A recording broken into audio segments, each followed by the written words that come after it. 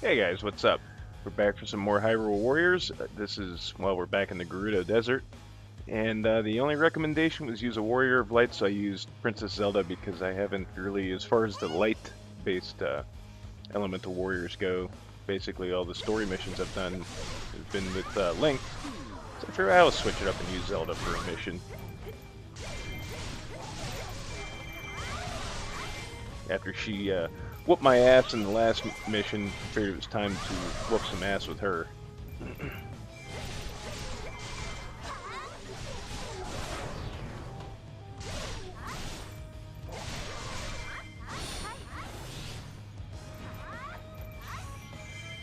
That was risky. That could have ended badly.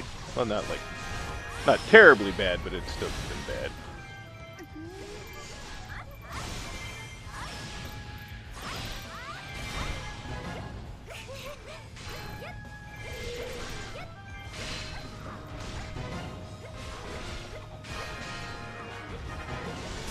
These moblins,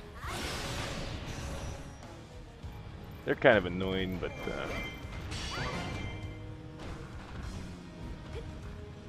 they can get taken down pretty easy. I haven't fought any of these yet in Skyward Sword, though. Then again, I'm not exactly that far into it yet.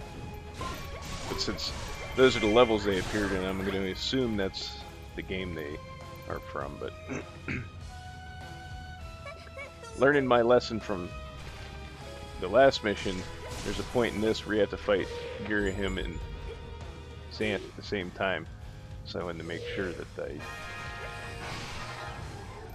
got them both together. But luckily enough, they were in the same room anyways, so you don't have to, like, get them to converge or run between them fast enough.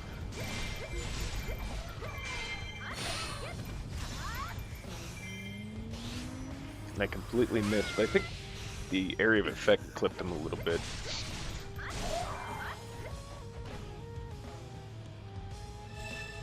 This was annoying. Chase him, poke at him a couple times, chase him, poke at him a couple times.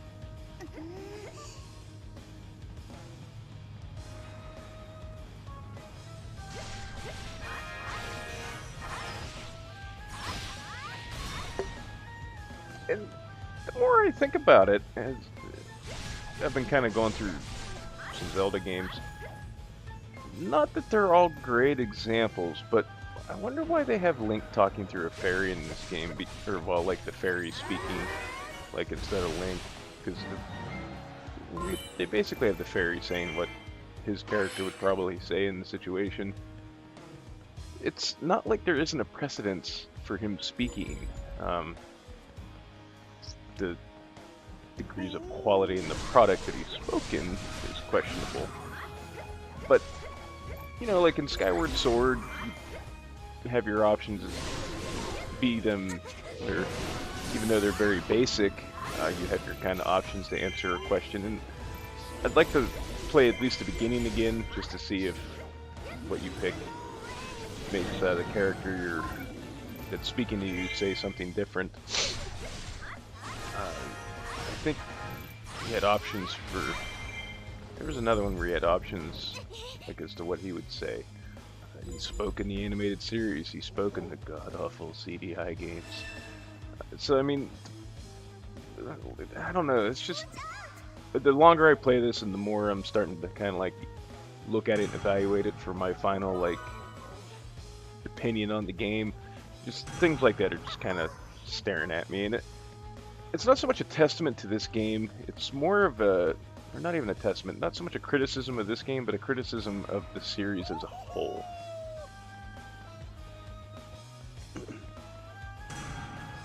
And that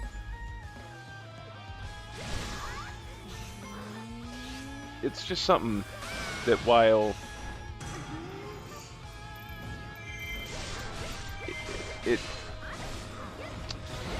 while it is a tradition, I was trying to think of how to word it.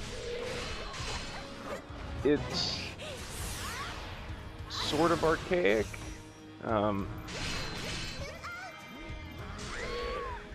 You know, if you want them to be silent in the main game, in the proper games, that's fine. But you know, even in Skyrim you have a silent protagonist, but you pick the choices of what you want to say and things like that. But in a game like this, I don't see any reason why they couldn't have given him his own text, I guess, since there's no voice acting.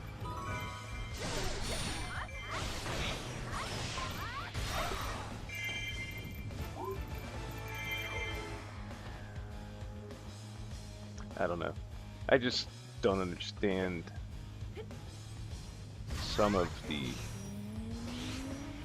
decisions Nintendo makes, because, and I know the community is pretty divided on the subject of voice acting in the games, but I don't think it would hurt to try. And even like, they could have did it, this would have been the perfect test bed for it, to put it into a game like this to see if fans responded positively to it.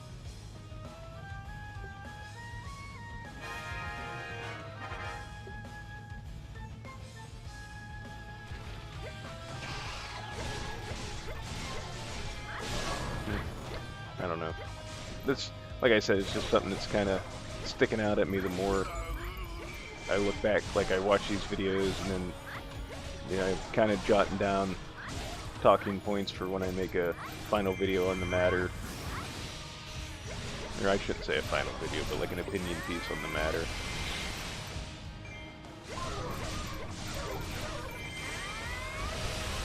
And I think too, you know, going through the games, the stories have been getting, I don't want to say more complex, but the dialogue is good. But especially in a game like this, just you can't concentrate on the action and reading, where I know, like in the proper franchise entries, there's no action during the dialogue, but I don't know, it just seems like it would make it feel more alive.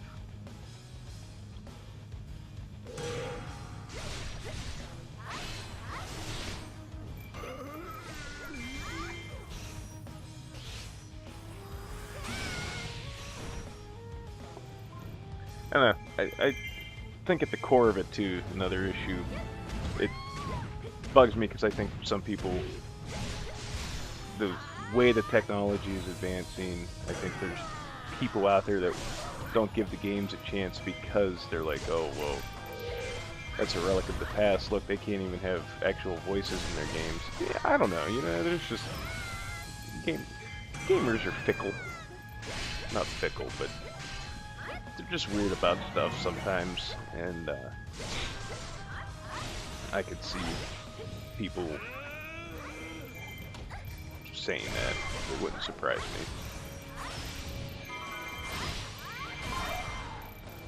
me. You know, and they took a risk with Metroid Other M. Didn't quite pan out. And I've seen some criticisms about some of the aspects of this game. Most notably, Sia's design, and apparently Zelda's attire has drew the ire of some people. But, which, I mean, I poked fun at the exposed thighs, but, and I did kind of poke at Sia a little bit, because she has, my general reaction when I seen Sia was typical Team Ninja character design. But I mean, it is what it is. I'm not like, oh my god, I can't play the game now. But I'm wondering how future collaborations are going to work. See, what I'm afraid of is Nintendo will be afraid to have collaborations with somebody or try to inject some newness into a franchise because of criticism. You know, I don't know. Like, Nintendo's such a weird company about stuff that it's hard to, like, you never know what's going to happen if, like, somebody reacts badly to something or sends them a little bit of criticism. But at the same time, it's like they don't care. They're just like in their little bubble and with their fingers in their ears going blah blah blah blah blah blah. We can't hear you. We're gonna just put out whatever we want when it's done. So it's I don't know. I don't know.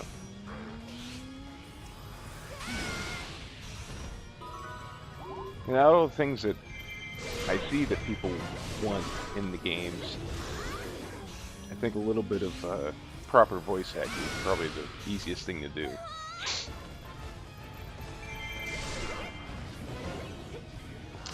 But, you know, we'll see. Again, it's all speculation as to what'll happen. Lana doesn't have a good go at it these last couple missions. She gets her ass handed to her by Ganondorf, and he steals the Triforce back from her, and then you have to save her in this one.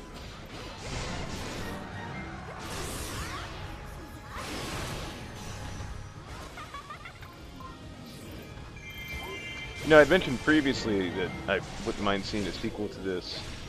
And now, I'm kind of on the fence about it, because the more I think about it, a sequel would just basically be more of the same.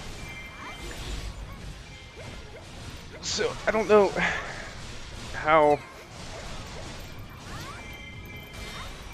why they couldn't just introduce more DLC characters. Now, I'm not sure of the limits and restraints on game like this for this particular system. I know, like, and this is like comparing apples to like potatoes, but Borderlands 2 had 4 major DLC packages and some other stuff. And they actually ran out of, like, they had reached the limits of what the Xbox 360 and the PS3 could do. Maybe it's just the PS3, I forget. But it was either one or both.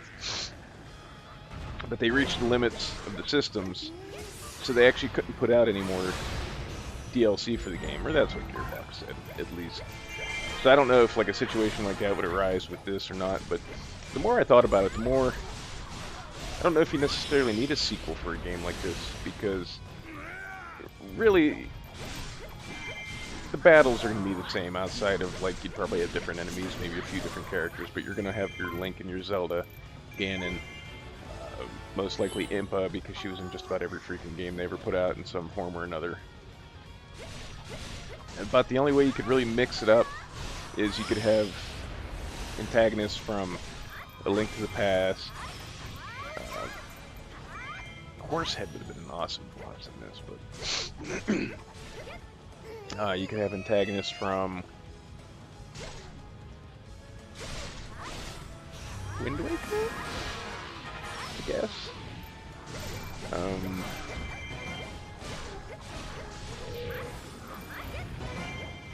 not sure. Because, see, wow, that's where it gets weird. You didn't have these characters like you did. Or the characters, like the old games, it was basically just Link, you know? So I guess, I don't know. Anyways, like, the long and short of it is, they could put out more DLC beyond what the Season Pass entails later on, extra characters, skins, or whatever.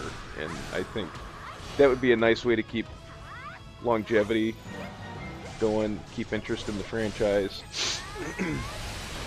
and keep consumer awareness to the product, to eventually, maybe if they do make another one, instead of pumping out a sequel like every year or something like that, you know, wait till the Wii U2 or whatever the hell they call the next Nintendo console to put out a sequel to it with either the same characters, just continuing a storyline from the building blocks that were established with this game, or whatever, you know, because I mean, you could keep your this core world, and you could suck in the world from A Link to the Past, or the world from The Adventure of Link, because I mean, like I said, there's some cool bosses in The Adventure of Link, or, you know, you could probably do some more of Majora's Mask, you know. I'm sure we'll see what's going to be in the Majora's Mask pack, but it's probably going to be a character, skins, a couple weapons, and then adventure mode map. I doubt there's going to be any scenarios. There could be, you could make original characters, things like that. But, you know, a sequel could very well wait. And like just keep, like I said, just keep things going with DLC. And I'm not saying it has to be like a regular interval of DLC. Like, they could wait till next November and be like, hey, we got some more characters we're going to put out. And people can be like, oh, yay! Gives me a reason to revisit the game, or whatever. You know, I don't know. I'm just spitballing.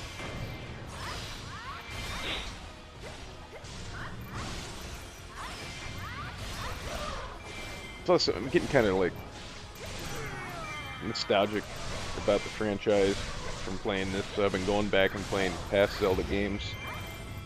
I wish I had the stuff to sync up a Wii remote with my PC, because instead of playing Skyward Sword and Twilight Princess, I got the Wii games and I'm playing them on my Wii U.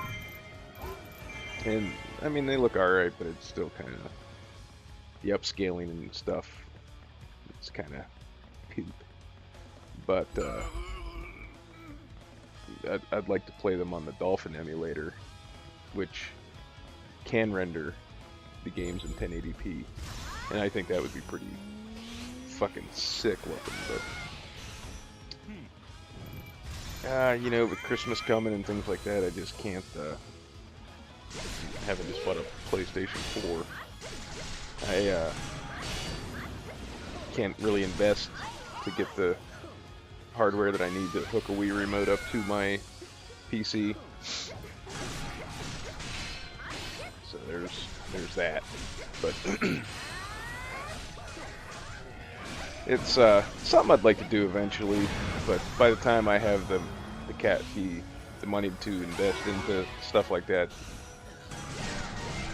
I'm probably going to be beyond Wii games, at least for like a YouTube standpoint. So it's hard to say, but I think before any of that, I'll have to. It probably would be wise to invest in a new capture card if I'm going to capture PS4 gameplay, because I have the AverMedia Live Gamer Portable, and it does 1080p, but when it does 1080p, it's only 30 FPS. So if you want 60 FPS, it's 720. So that's why these videos are 720. Anyways, so I'd probably invest in a new capture card first. But we'll see how much PS4 stuff I end up uploading. But we're going to wrap this video up before I start rambling, because we've reached the end of the mission anyways. But I'll continue on with some of these thoughts in the next one or something else. But like always, guys, I want to thank you all for watching. We'll see you in the next one. Have a good one. We'll leave you with this outro. She just whooped a lot of ass, and now she has to be all peaceful.